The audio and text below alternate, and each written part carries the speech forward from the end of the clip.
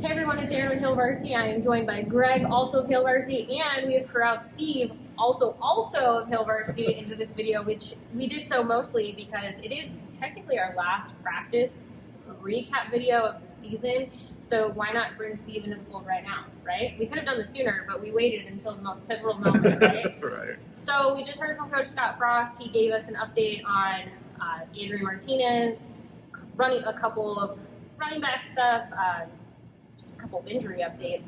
Yeah. So let's start here.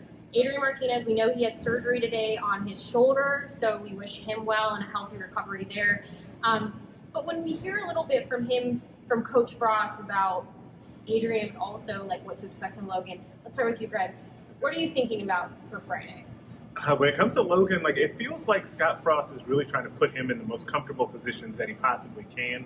And that shouldn't be a surprise, but also that you have to remember that while we have not seen a lot of Logan Smothers at quarterback for Nebraska, he has been here for 2 years, right? And so he has a good command of the offense. He does have his own skill set that he brings to the table. I'm really interested to see how he does. What about you? Yeah, so what I took out of that with Frost is they're still going to call plays that Logan is comfortable with, and so that's going to be very important. And he also kind of talked about the passing, Logan's passing skills, and he kind of seemed like, we're going to see what we get, because he just doesn't have a lot of chances, or he hasn't had a lot of chances doing that against, good defenses when it's not garbage time. We've seen him do that against Northwestern and Fordham and Buffalo, but Iowa's a different challenge, and so we'll see what the offense looks like. It does present a really unique challenge with Logan because Iowa is known for its takeaways. They have 20-something takeaways in 11 games so far this season. It's pretty impressive.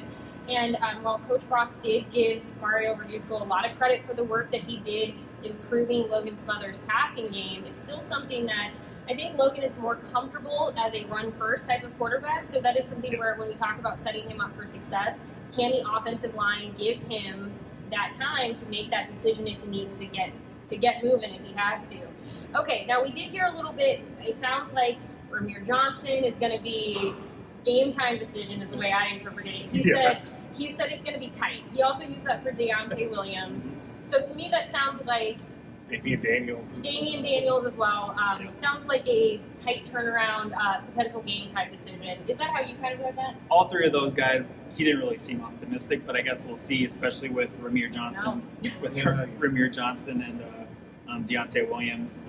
Tight doesn't really sound optimistic to me, but we'll see who runs out there on Friday. Yeah, it just seems like, as Frost has said a couple of times, they're banged up at this point. When you really start to look at it, is there a position, it feels like, that doesn't have an injury at this point? Tight ends are strong. Of course, it's tight end, the one spot.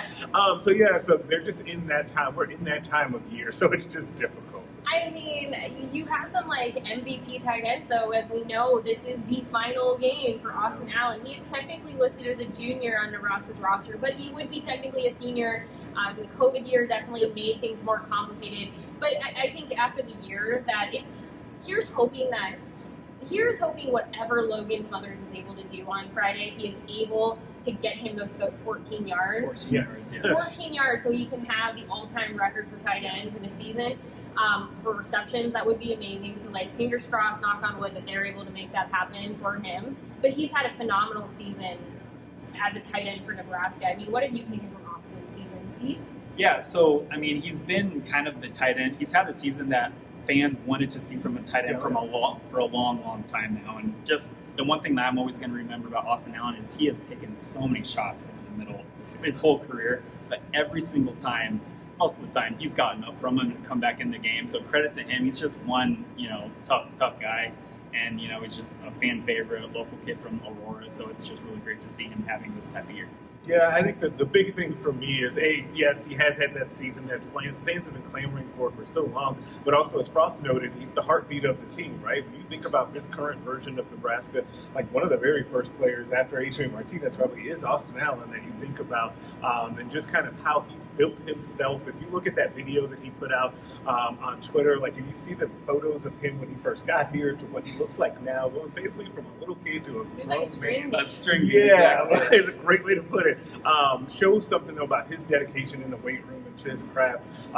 He's been a great player here in Nebraska. Now, because some of you keep track of this, and I figured this out mostly on Twitter. Yes, he is 6'9", the 6'9" tracker. Anytime anyone talks about Austin Allen is one of my favorite things that a lot of people were disappointed in his video that he shared. There wasn't a direct reference to his height, so we got it covered for you here. 6'9". He is 6'9". Really quick before we get out of here, let's just hop to the defense really quick. What does the defense have to do to slow down Iowa? Oh, I think they have to stay assignment sound. I think that one of the things that has hurt Nebraska against Iowa, particularly in second halves of games, Nebraska started off well against the run against Iowa, but making sure to cut off those cutback lanes for Tyler Goodson, as he's a really good cutback runner with speed. It's staying disciplined for the whole game, which is even more difficult to do when you have new players in there filling in for injured guys. Yeah, going off what Greg said, Iowa loves that outside zone run game. If you stay in your lane, stay in your gaps, it really makes it hard for those cutback lanes with Goodson, who is really good at doing that. He has great vision for running back. So Iowa's just going to do what Iowa does. They want to try to run the football. They have Alex Padilla back there at quarterback. He's making his third or fourth start of the season right now. We're laughing because we have Jacob Padilla on our staff. I tried. That's exactly what I thought of. If you just say Padilla, we've been congratulating Jacob on his success at Iowa. I was going to keep going and not mention it, but I'm glad you did. So yes. Sorry, we couldn't hold it. Absolutely. But anyway, he's just a new quarterback. I've watched a lot of his reps from this season. You know, he doesn't jump out off the page at you as like, wow, look at this guy. So it's like the defense, I think, is going to have a really successful day. But again, its number one priority is stopping that run.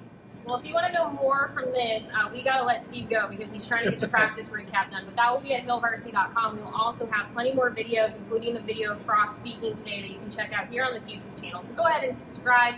I'm going to give you a little insider information. If you are not yet a Hail Varsity subscriber, but you're like, I'm thinking this might be the time, which I agree with you, because we have a ton of basketball, both women's, men's, baseball coming sooner than you realize when you realize in February, recruiting. Just totally recruiting extraordinary, Greg, it's fine.